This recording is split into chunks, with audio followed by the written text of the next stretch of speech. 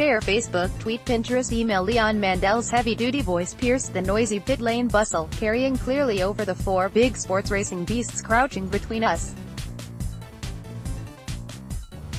The four fastest road racing machines on Earth, a pair of papaya-painted works McLarens alongside two white Penske Porsches. It was Riverside International Raceway in California, final round of 1972's once grand and still impressive Can-Am Series, Lyons. Don't go away. I have your future all planned. I remember feeling both surprised and intrigued. How could Leon have known I was thinking that this might be my last race? I didn't think I'd mentioned it to anybody. But inside, disenchantment was festering. My beloved Can-Am was running out of gas, we all could feel it. Moreover, the itinerant life that long had stimulated me was becoming routine. By dawn the following Monday, having gone sleepless while tapping out one more race report of so many, then once again dispatching my paper typescript plus rolls of film off to my editor at Autosport magazine in England, I have been doing this for 6 years. 6 long racing seasons of rootlessness, January to November.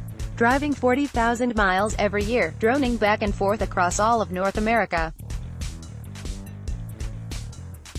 Sleeping some 200 nights in, or alongside, my vehicle or scattered guest quarters. Dining at no-star restaurants and makeshift campsites. Showering at the occasional better-equipped racetrack or some accommodating racer's motel room.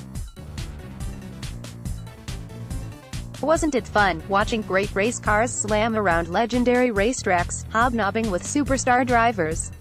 Sure. But so much fun was beginning to wear thin. Perhaps it was time to reinvent myself. Grow up, maybe. But how? Not a clue. Poor little me, imprisoned in paradise. Leon and I managed to find a quieter place to talk. Quite a talk. He proposed to send me jetting off around the world to cover Formula One for competition press, Auto Week. Well, sir, something fresh, and truly fun. I felt myself perk up. Peering back across the ever-widening chasm of time, I'm ever more appreciative for how lucky I've been. Finding I could make a modest living reporting on auto races really was pure luck.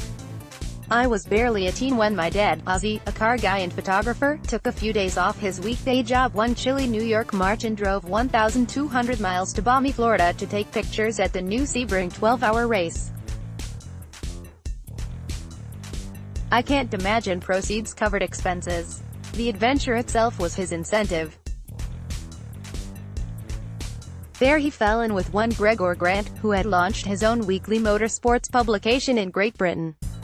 The ebullient Scot and enthusiastic Yank hit it off, and Autosport's masthead began listing Ozzy Lyons as USA photographer.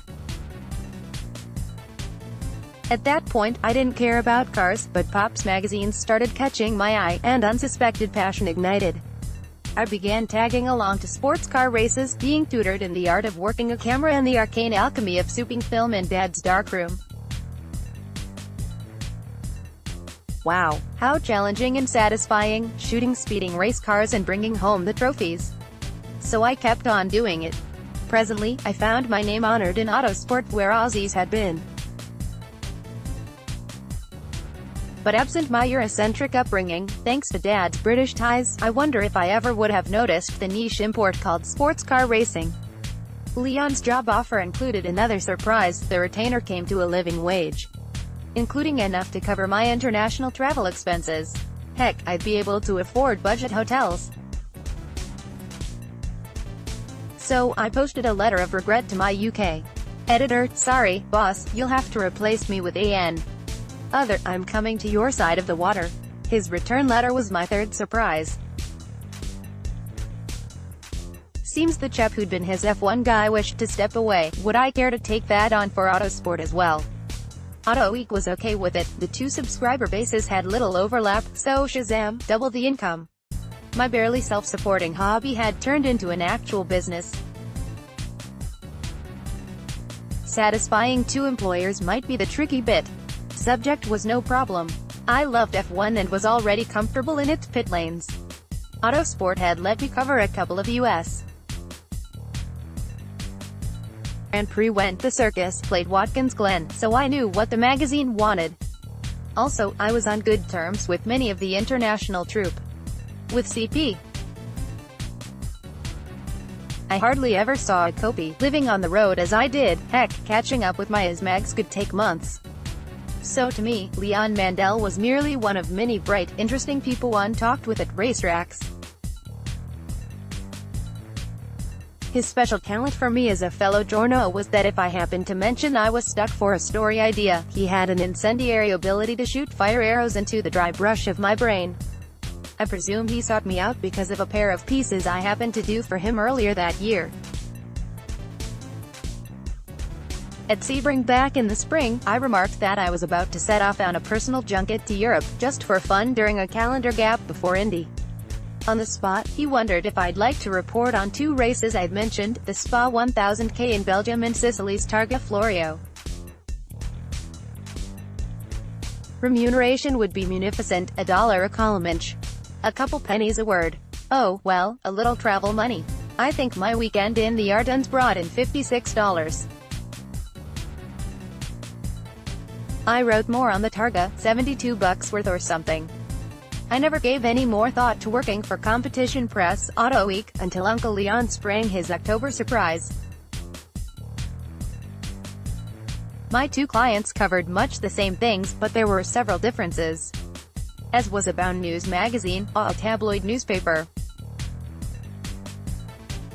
The Brits ran longer stories, with more emphasis on techie stuff, and every GP report included a two-page spread of tables and charts. I was responsible for gathering much of the raw data. U.S. fans got fewer words to wade through and only basic data, but they could follow America's broader spectrum of interests than just the road racing and rallying the Europeans knew. Cultural contrasts, market sizes, logistics of nationwide distribution also came into the different challenges either publication faced. As for my part, the Brits had their own photographic network, but now it was I who wanted me to provide photos. That suited me fine. So, right up front, I reckoned on producing two distinct stories for my two disparate clients. Responsibility for getting around was mine. No expensing either employer. Mapping out the 1973 F1 schedule, I found I could reach every GP on a single airline ticket. TWA, remember them, offered a round-trip deal that would take me from New York to Johannesburg and back, with one intermediate stop along either leg. The purchase was valid for the whole year, and it cost under a tenth of my new annual income. Thus in January, I airmailed myself down across the equator to the season-opening GPs in Buenos Aires, Jan. 28, and São Paulo, February 11th. After a couple weeks of there I disembarked for a summer packed full of European racing, not only 9 GPs, Montjuic, April 29th to Monza, Sept. 9, but also side adventures to Spa and Targa again, plus Le Mans, F5000, F3, saloons, clubbies, some rallying, a bit of biking, historics, race shops, race car collections, other kinds of museums, joyous meals with friends, hikes in the Alps, yes, a grueling life. Not until September did I wind up at home for Mosport and the Glen.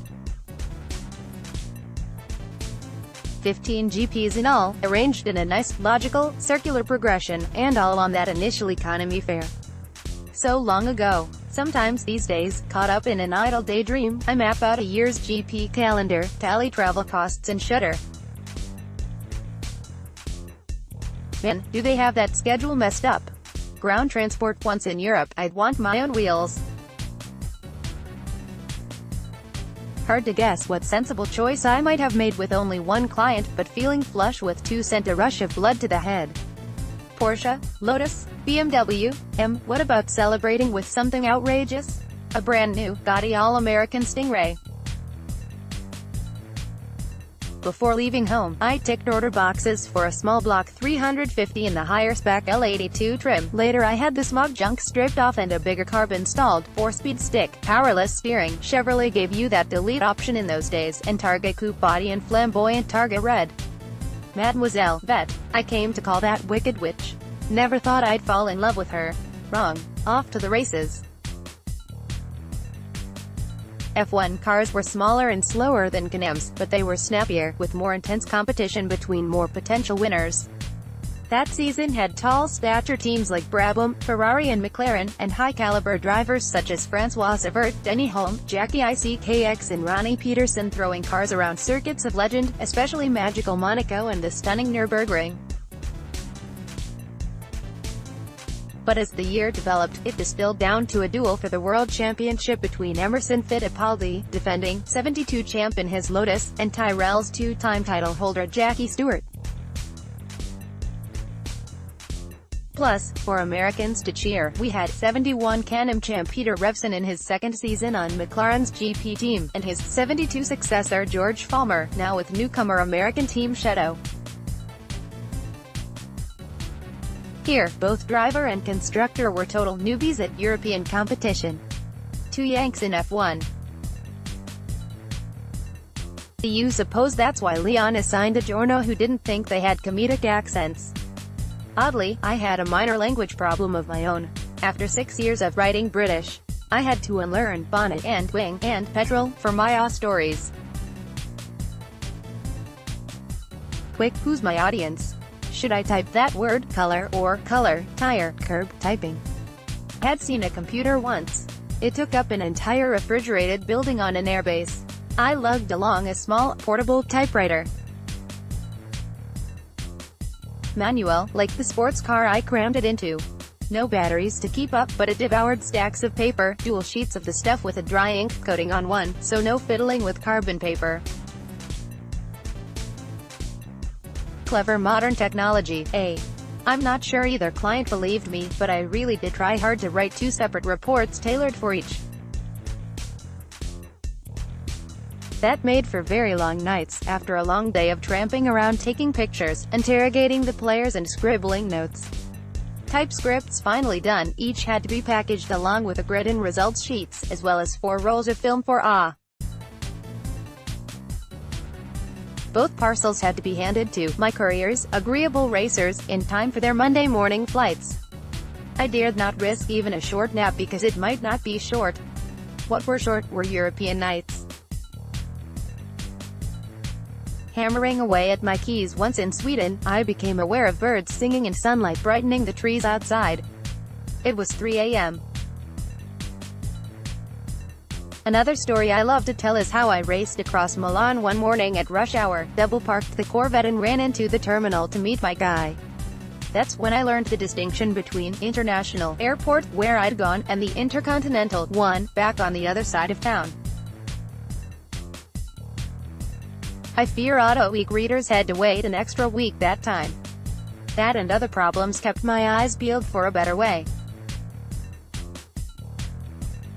I thought I'd found it one night after a German GP when I sat down at a telegraph machine, ready to send my words over wires, only then did I notice German keyboards had some keys in funny places. Especially, the Y and Z were transposed. Okay for a 2-finger, C and stab typist, I suppose, but all 10 of ingrained touch typer mine insisted on playing their well-rehearsed roles. That's why, when I thought I was describing the Nürburgring's Schwalbench once turned, my readers were faced with trying to figure out what the heck I meant by Schwalch and Schwani. Then there was my telecopier fiasco. What a marvelous innovation! Clip each page of your typescript onto a little drum, which spun around and around under a reading head to transmit little burps of sound through the phone line. If only the English manufacturer of the telecopier I'd lugged out to Austria had designed their marvelous acoustic modem to mate with continental handsets. Even my faithful manual typewriter failed me.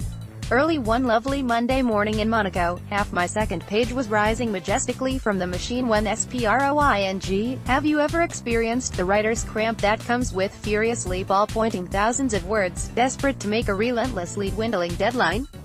While striving to maintain letter forms that some hapless re-keyboarder way off in Reno, Nevada, had a prayer of deciphering. You might envy my life of glamour on the International Grand Prix circuit, but we all know something has to be dealt with here, the dark side of my era. Younger fans are always aghast at F1's savage accidents during the 70s. Yeah, it was bad. We lost 2 my first year, more subsequently. Something had to be done. It was, though it took too long. Let's move on. Otherwise, my bit part in the grand drama was enormously enjoyable and intensely satisfying on a creative level. My own youthful enthusiasm had been shaped and nourished by several writers who had the enchanting knack of bringing their world to life for me, Dennis Jenkinson in particular. Having finally found myself standing right next to Jenks, I felt my job was to do for my readers what he had done for me, invite them along to walk in my boots at places most could only dream of being. When I managed to pull it off, some had the grace to let me know. And I will say that, although I've written for numerous outlets over the decades and cherish my old relationship with Autosport, I used to get more comments, sour as well as sweet, from Auto Week readers than from any other audience. Maybe that's not unconnected to my feeling that Auto was a fresh, lively, youthful publication, a pioneering American take on Europe's somewhat older, more sedate models for bringing race fans their news at racing speed. Best of all, Auto sent me off to a million magic memories. Truly, I do not know that I would have continued in motorsports journalism without the intervention of Mandel L, as he would crisply answer his Auto Week phone. Thanks again, Leon. Pete Lyons was our GP reporter from 1973 through 1976. In later years, he filed material for us from many other places on many other subjects. He has posted his books, calendars and photos at petlyons.com. Leon, I Owe You Big, was originally published in Auto Week's July 16, 2018, 60th anniversary issue. Subscribe now.